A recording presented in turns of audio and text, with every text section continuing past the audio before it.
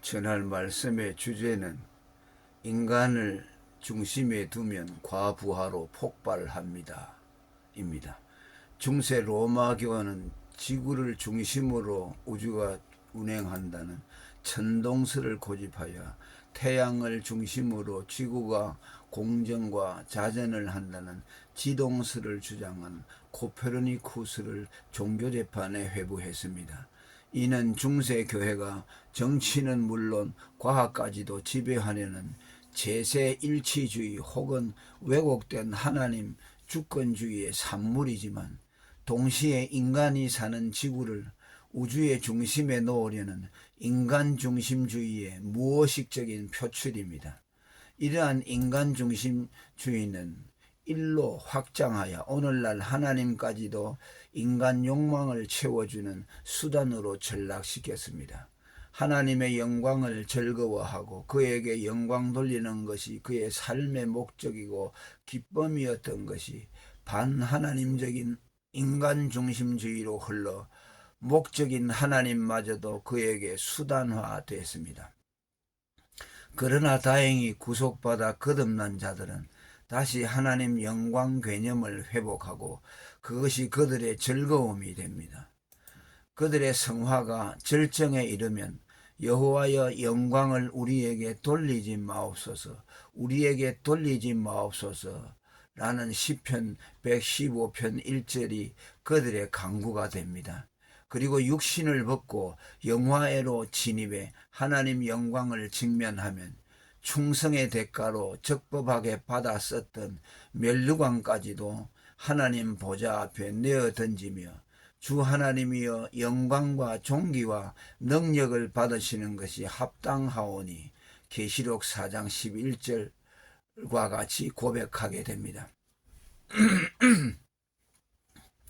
인간이 영광을 받는 것은 분수 넘는 일일 뿐더러 벌받을 죄악으로 여겨지기 때문입니다.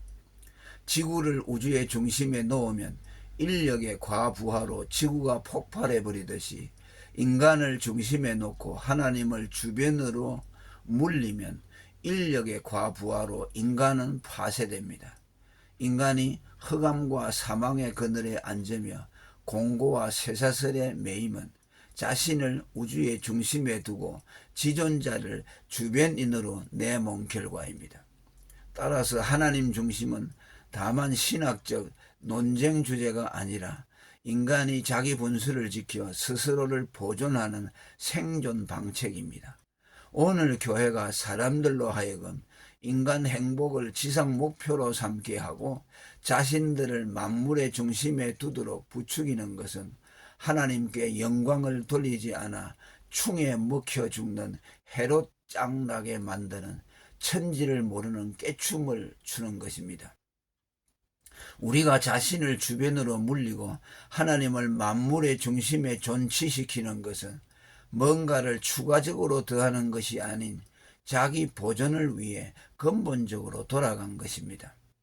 우리 주 하나님이여 영광과 존귀와 능력을 받으시는 것이 합당하오니 계시록 4장 11절, 먼저 그의 나라와 그의 의를 구하라 마태복음 6장 33절 등의 말씀은 인간 생존을 위한 하나님의 질서입니다. 하나님 영광을 즐거움으로 삼음, 구원받아 성화된 성도의 삶은 언제나 하나님 영광을 지향합니다. 그것만이 그에겐 지고의 가치입니다. 이는 한두 가지 사안에 국한되지 않고 그의 삶 전반으로까지 확장됩니다. 그는 자기 삶 속에서 하나님 영광이 구현될 때 진심으로 행복을 느낍니다. 물론 그렇다고 그들이 언제나 일관성 있고 시종여일하게 하나님 영광을 지향한다는 말은 아닙니다. 때때로 육신의 생각에 붙들릴 때는 그 지향점을 놓치고 탕자처럼 방황하기도 하지만 곧 자신을 추스리고 방향타를 고쳐 잡습니다. 그들은 기독교의 핵심 가치인 믿음도 구원론적 관점에서만 보지 않고 하나님 영광을 위한 도구로 인식합니다. 흔히 믿음하면 사람들은 구원과 연결 지우기를 좋아하나 사실 하나님 영광과 그것은 맞닿아 있습니다. 믿음이 없이는 기쁘시게 못하나니 히브리서 11장 6절. 믿음에 견고하여져서 하나님께 영광을 돌리며 로마서 4장 20절 같은 말씀 등에서 볼 수 있듯이 믿음은 모두 하나님의 영광에 초점을 맞추고 있습니다. 물론 성경 전체의 믿음 개념은 인간 구원과 하나님 영광 모두와 맞물립니다.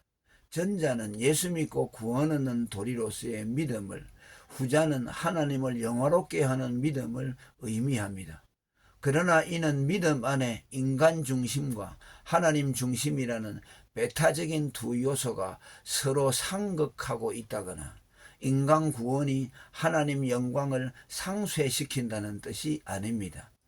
누가 예수를 믿어 구원 얻으면 영원전에 하나님 작정이 이루어져 하나님께 영광이 되게 되기 때문입니다. 그들은 믿어 구원 얻는 것이나 믿어 하나님을 영화롭게 하는 것은 둘이 아니라 하나임을 압니다. 따라서 그들이 믿음을 강조하는 것은 그렇게 함으로써 오직 하나님께만 영광이 돌아간다는 것을 알기 때문입니다. 이는 예수님의 말씀에서도 동일하게 확인됩니다. 예수님은 믿음과 하나님 영광을 결부지으며 유대인들이 자신을 믿지 않는 이유를 하나님 영광을 배척한 때문이라고 했습니다. 요한복음 5장 44절. 믿음뿐만 아니라 그리스도인들의 모든 삶의 동기나 순종의 원동력이 하나님의 영광과 그의 명령에 의거토록 하셨습니다.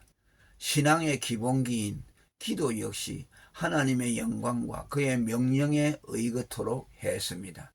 쉽게 말하면 기도를 왜 하느냐 하면 그것이 하나님의 명령이고 하나님께 영광이 되기에 기도하는 것입니다.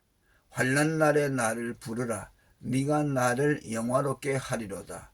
시편 50편 15절. 쉬지 말고 기도하라. 이는 그리스도 예수 안에서 너희를 향하신 하나님의 뜻이니라. 데살로니가전서 5장 18절에서 17절에서 18절. 사람들은 흔히 가장 강력한 기도의 동인을 자기 결핍을 채우려는 욕구라고 생각합니다. 그래서 설교자들이 성도들로 하여금 기도를 독려하기 위해 인간 안에 내재된 구복, 성공의 욕구를 부채질합니다. 복을 받으려면 기도하라, 성공하려면 기도하라 라고 합니다. 그러나 이는 자기 결핍과 그것을 채우려는 동기에서 시작된 기도는 지속성을 유지하지 못합니다. 욕구가 채워져 기도의 필요성을 느끼지 못하면 자연히 기도도 중단되기 때문입니다. 프랑스의 기독 지성 자크 엘룰은 끈기 있고 지속적으로 기도를 이어가도록 하는 것은 기도를 하나님의 명령어로 알 때이다 라고 한 것은 성경적 기도 개념을 말한 것입니다. 그리고 이는 구속받아 거듭난 인간의 가장 강력한 동인이 하나님 영광임을 보여줍니다.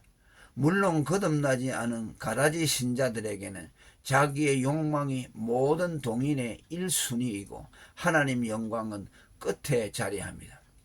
하나님 영광은 성자 예수님께도 당연히 최고의 가치였고 만족과 기쁨이었습니다. 예수님이 자신의 양식을 아버지 뜻에 순종하는 것이라고 한 것, 요한복음 4장 34절 말씀은 자신의 모든 만족의 근원이 성부 하나님의 영광이라는 뜻입니다. 그가 세상에 오셨을 때 아버지의 이름으로 오셨다는 것은 오직 성부 하나님의 뜻만을 이루기 위해 오셨다는 뜻입니다. 예수님이 우리의 기도를 응답하시는 이유도 아버지께 영광을 받도록 하기 위해서라고 했습니다. 요한복음 14장 13절. 자기 영광을 위해서 일하시는 하나님. 하나님은 오직 자신의 영광을 위해 모든 것을 하실 뿐더러 자신이 영광 받으시는 방법으로 모든 것을 경영하십니다. 인간을 구원하시는 방식을 값없이 은혜로 하신 것도 자신이 영광을 받도록 하기 위함입니다. 곧 그들을 영원히 하나님께 채무자로 만들어 그의 영광만을 위해 살게 하려는 고도의 전략이었습니다. 인간이 값없이 그리스도의 은혜로 구원받지 않고 그들의 공로가 구원에 기여하게 한다면 인간은 결코 하나님께 영광을 돌리지 않을 것을 아시기 때문입니다. 예수를 안 믿으면 저주를 받는 건 역시 율법의 정죄 이전에 예수를 믿어 하나님께 영광을 돌리지 않기 때문입니다. 믿음으로 쫓아 하지 아니한 모든 것이 죄. 로마서 14장 23절은 믿음으로 하나님의 영광을 드러내는 방식으로 하지 않는 모든 것이 다 죄라는 뜻입니다. 예수님이 네가 믿으면 하나님의 영광을 보리라.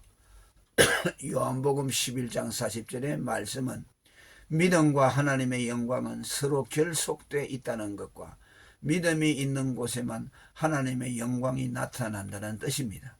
하나님을 향한 순전한 속령은 오직 믿음으로 말미암은 은혜의 감업함에서만 나오기 때문입니다. 하나님은 믿음으로 말미암은 순전한 속령을 우리에게 기대하십니다. 당신의 신앙은 하나님 영광 받으시는 믿음 위에 건설되어 있습니까? 당신이 영광을 받는 당신의 행위에 건설되어 있습니까? 한번 생각해 보는 시간이 되시기를 바랍니다. 할렐루야.